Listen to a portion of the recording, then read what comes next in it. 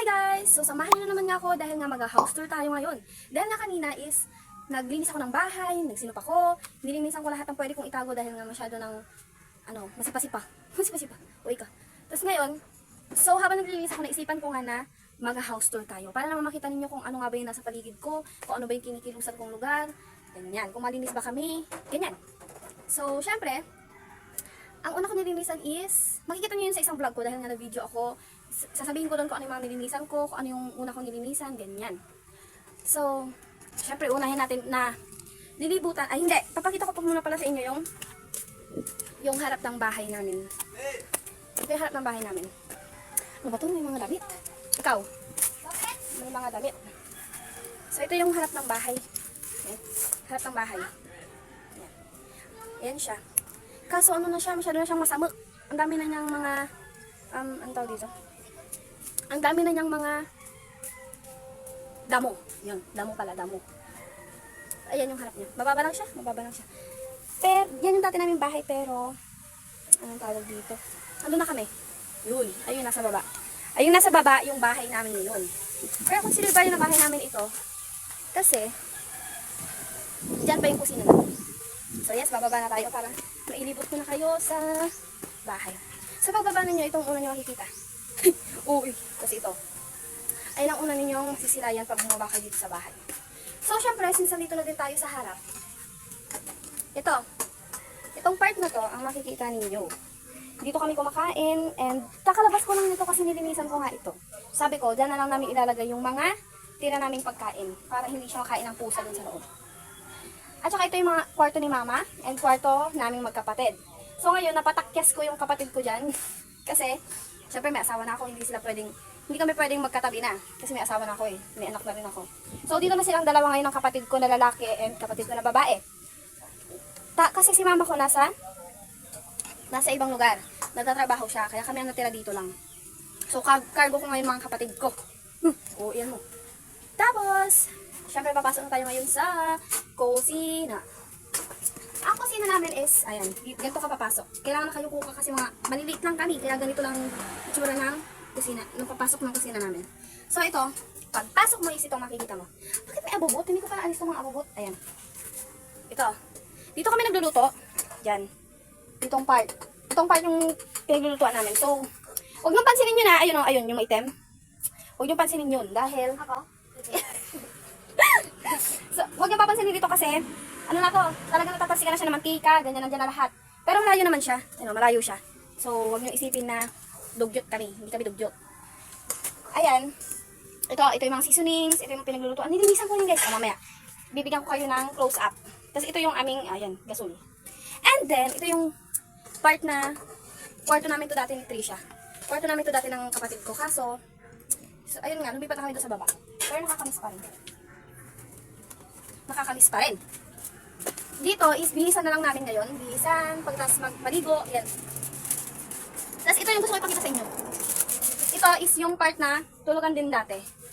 Na ngayon is lagayan na siya ng abubot, mga ganyan, mga abol, ano pa ba, mga hindi na nagagamit. Andito yung mga ukay ni mama kaya sobrang parang madumi na tingnan. Pero sa personal hindi siya madumi tingnan sa personal. Ayan, mga ukay ni mama na hindi niya na kasi na nagawang ibenta, hindi na namin nagawang i-live kasi nga buntis ako nung time na yon. Ayan, inayos ko siya. Kung mapapanood niyo yung video ko na naglilinis ako, mas magulo pa dyan.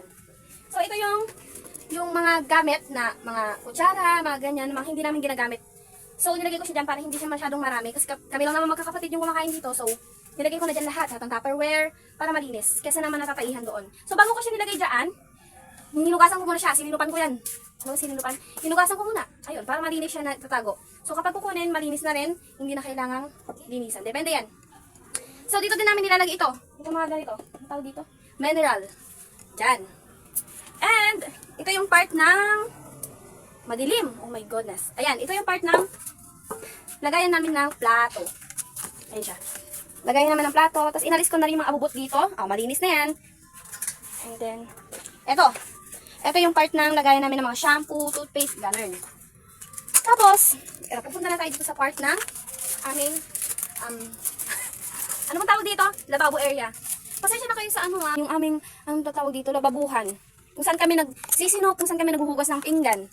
So, pagpasok mo, ayan, dapat kasi nakayuko ka lang pag magsisilop ka, dapat nakayuko ka lang pag maghuhugas ka. Kasi, tingnan nyo, ayan o, sira na siya. O, may magsasabi na naman dyan, ayoko dyan kasi baka maano yung ulo ko, ano pa ako, matetano. Opo, totoo po yan, kung hindi ka sanay, sanayan lang yan. Ayan, ganyan na yung itsura niya, kaya sobrang gusto na namin siya mapalitan. Kasi ayan o, ayan. Ayan na itsura niya, open na siya dito. Ayan, open na siya. So, ito yung sinupan namin, nilababuhan namin. Ayan. Sira na yung dingding niya. Ayan, yung mga dingding niya. Yung mga, ayan o, ano ba tawag dito? Yung mga yero. Sira na as in. Kaya hindi kami nakakapaghugas dito ng pinggan kapag umuulan. Dahil mababasa talaga kami. Or di kaya naman, pag nabasa kami, meron kaming mga mararamdaman sa katawan namin mga yero na, ayan o, yung nababakbak na yero. So, hindi pwede. Pati pagluluto dito, pag may kahoy kami ngayon, kasi wala kaming kahoy. Hirapan na ng kahoy ngayon. Dito hindi kami pwede magluto tuwing umuulan kasi basang-basa kami. Hindi kami makakapagpa-apoy kasi nga sobrang basa. Ayun yung itsura ng aming kalan. Ayan. So diyan lang. Madilim dito pag gabi kasi wala kaming ilaw dito. Ayun na. Ayun na yun. So ayan, sira-sira na oh. Sira-sira na. Kasi dati pa to eh. Ayan oh. Mga sira-sira na ang dingding, ang mga pintuan. Ayan. Ang mga yero, ang mga ano ba to? Sulok-sulok. Ayun ang itsura ng bahay. So, ayun, kaya nagpupursige tayo na mag-video-video ng ganyan. Kaya ayan o, sirang-sira na, ayan o. Ito, tingnan niyo to. Ayan. So, kahit isa na namin dito, isa na namin yan, makakapasok sila dyan. Ayan o. Kasi bukas na siya, hindi makita. Okay, ito. Pag nandito ka sa labas, ayan siya. Ayan siya. Ayan o. Talagang kahit isa na namin to, kung may bukas dito, wala, makakapasok sila guys. Ay, makakapasok sila. Ito yung itsura ng bahay namin dito sa taas. Ayan. Talagang kailangan na siyang bagbagin. So, kailangan natin ng pera para mapabagbag na natin to, mapaayos natin yung kitchen natin. Ayan, makapagpagawa natin storage box para hindi na siya masipa-sipa, tignan. Diba, guys? Ay, nako. Ayan, ang dami ng awig. Awig ba yan? O, awig. Ayan. Gets nyo ba? Ganyan lang ang pamumuhay namin. Tapos, alam nyo ba, yung sara namin dyan, yung sara namin pintuan dyan, ito siya. Oo, ito siya, guys. So, ano siya, kalahati lang siya. So, pag sinara mo yon hanggang dito lang siya. Ayan, open siya. So, hindi namin siya pwedeng iwan ng kasi pwedeng umakyat yung or pwedeng niyang buksan kasi walang kandado to eh. Ayan. Ayan lang. Ayan yung bahay namin. Naintindihan nyo na ba kung bakit ako nagpupursige na mag-vlog? Kasi, gusto ko nga mapalitan yung mga gamit namin na sobrang kasilod na. Gusto kong mabilhan na ng ano mo yun, ng mga semento para mabagbag na tong bahay na ito. Kahit na marami kami memories dito. Alam nyo ba? Ito, story time. Nung dito pa kami nakatira sa bahay na ito, grabe yung kaba namin tuwing umuulan. Di ba? Di ba, Den? Sobra. Grabe yung kaba namin tuwing umuulan dito sa bahay. Dahil nga, tuwing may bagyo nung time na yon, nandun kami sa tito ko, dun sa kabilang bahay. Kasi nga yung bahay nila is bato. Ano man tawag dun? Semento. Semento yung bahay nila. Samantalang kami ito lang. So, kayang-kaya siya talaga ng bagyo. Tapos yung mga bubong namin, tagpi-tagpi lang yan. Talagang, naalala ko pa noon, talaga nilipat kami. Kahit sobrang lakas na ng, dyan, hangin, ulan, nilipat kami dun sa tito ko. Kasi nga, wala kaming, dito, wala kaming safe dito. Hindi kami safe dito, talaga. Kasi pwedeng ilipad yung yero, tapos ang dami-dami tumutulo, alam mo yun. Pero, grabe talaga yung, yung way niya. Nakapagpagawa si mama ng kwarto, kaya, ngayon, medyo panatag na kami, kahit may bagyo, panatag na kami. Pero, ibang-iba pa rin kapag yung, maayos na lahat, yung ganun. Kasi, tingnan mo, ang hirap magpabisita guys. Kapag ganito yung bahay, ang hirap magpabisita kasi nahihiya ka na, ay, nahihiya ako magpabisita kasi baka sabihin ng mga kaklase ko, baka sabihin nila, ganito pala yung bahay nila. Ganon, syempre, na tayo ngayon, ano tawag dito? Ano ba tawag dito? Diretsahan na tayo ngayon. Kumbaga, fast forward na yung isip. Ano tawag doon? Tama, yun na yun, OA ka.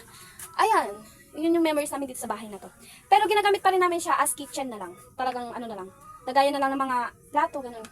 Kaya, guys, unang-una sa lahat kapag ako kumikita na talaga, ang unang-una ko ipapagawa is ito. Ito talagang kitchen namin. Mapaganda natin. Tapos, na yung iba? Susunod na yung iba. Diba? Grabe, pero thank you Lord pa rin kasi, alam mo yun? Kasi, thank you Lord pa rin kasi, itong bahay namin na ito, napalitan. Ito, meron na siya. Meron na ito. So, gets niyo ba? Kahit papaano, nagkaroon kami ng kapanatagan sa isip namin tuwing may bagyo. So, panapanahon lang yan. Panapanahon lang na magkakaroon din tayo ng kusina, magandang sahig. Alam mo yun, magandang storage room. Ganyan. So, may lesson din dito sa vlog ko na to. Ang lesson dito is, huwag ka magmadali kasi panapanahon lang.